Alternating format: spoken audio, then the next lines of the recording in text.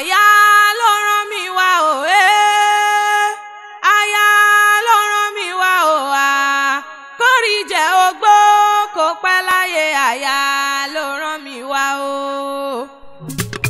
Olúwọlé ṣọdún ayọ̀ gbogbo ẹ jẹ́ ká jó, ọ̀rọ̀ banújẹ́ oníkan ẹ o, ọ̀rọ̀ banújẹ́ oníkan ẹ o. Olúwọlé ṣọdún ayọ̀ gbogbo ẹ jẹ́ ká jó. Kàrí ọ̀ràn o, má bàjẹ́ ṣàṣòro, má bàjẹ́ ṣàṣòro, má bàjẹ́ ṣàṣòro. Kàrí ọ̀ràn o, má bàjẹ́ ṣàṣòro. Gèlè yìí kò sùn, kọ̀kọ̀ yìí kò dò, kórí ẹ má má kọ̀rẹ́. Gèlè yìí kò sùn, Táyé Lolú, kọ̀kọ̀ yìí kò dò, kórí ẹ má má kọ̀rẹ́. Ẹ bá ń kélé jìrẹ́ o, Táyé Lolú o, Olúwọlé òkú ọdún ó sì kú àṣeyẹ. Bá mi Adéyẹmí mo bá ọ lóye, mo pè ọ lórúkọ, orúkọ lápè ládéládé. Èmi bá ọ lóye, mo pè ọ lórúkọ o, mo lórúkọ lápè lọ́balọ́ba. Òkú ọdún o, CEO Táíwọlé Cargo Import and Export o, Atlanco òkú ọdún ó sì kú àṣeyẹ. Olówó orí Àṣàbí mọ́ gbọ́ o, olówó orí Ọlátàwọn Bomas, CEO Bravo and Bravo Clothing London International. Mo ní kó gbéranlẹ̀ kó dìde bọ́dún bá ti dé o, ìpèrègùn ọmọ òtútù wálé ayé. Òkú ọdún o, bá mi òkú ọdún ó sì kú àṣeyẹ. Ó mọ ọbẹ̀ ìran ọbẹ̀ níbẹ̀ ṣu, àtẹ́lẹsẹ̀ wọn sì mọ bẹ́ẹ̀ náwó. Èjìrẹ́ o, èjìrẹ́ ara sòkùn wíníwíní lójú orogún o, èjìwọ̀rọ̀ lójú yá rẹ̀.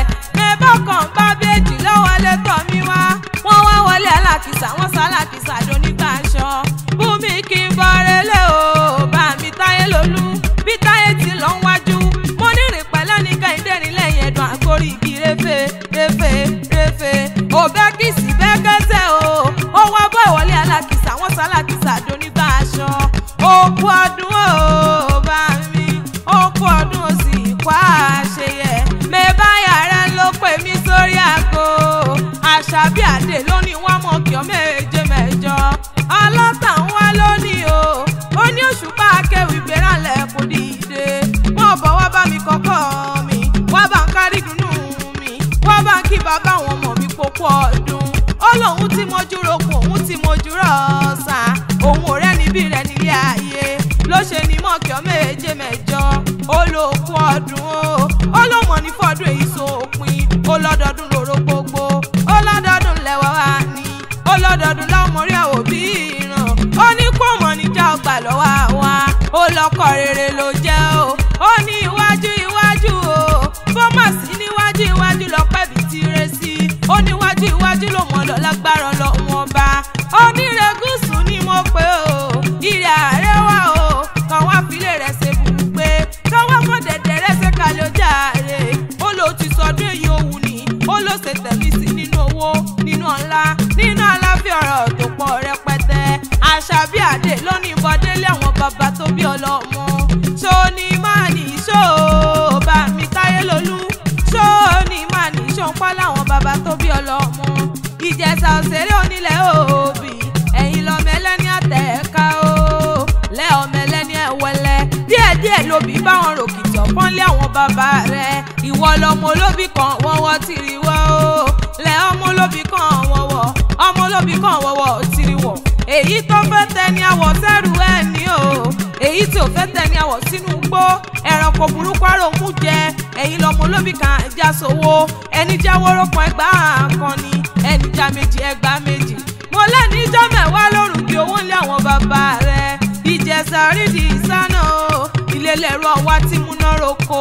Bá mi jẹ́ nǹkan délé àwọn yeye rẹ̀. Ẹ̀gbá yá o, ẹ̀gbá wọn mẹ́rọ lọ́ka gbogbo ọmọ Olúpọ́njọ bí. Ẹ̀yin lọ máa sẹ́tì mú mi kíkan.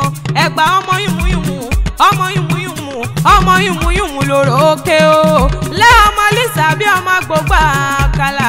Ọba márùn níbẹ̀ lóde Ẹ̀gbá Aláké. Bébí gbogbo wọn ni wọ́n dádé.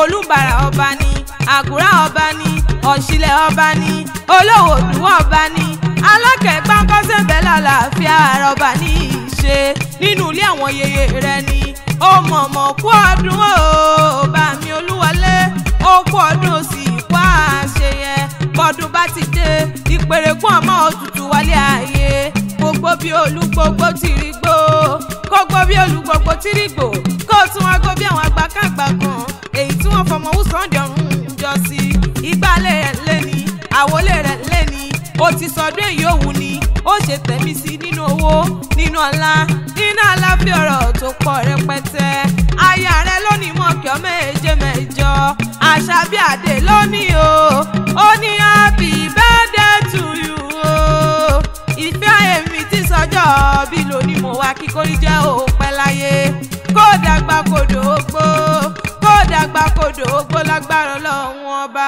o. Gèlè yìí kò sùn kọ̀kọ̀ yìí kò dò kò rí ẹ máma kọ̀rẹ́ gèlè yìí kò sùn Táyé Lòlú kọ̀kọ̀ yìí kò dò kò rí ẹ máma kọ̀rẹ́.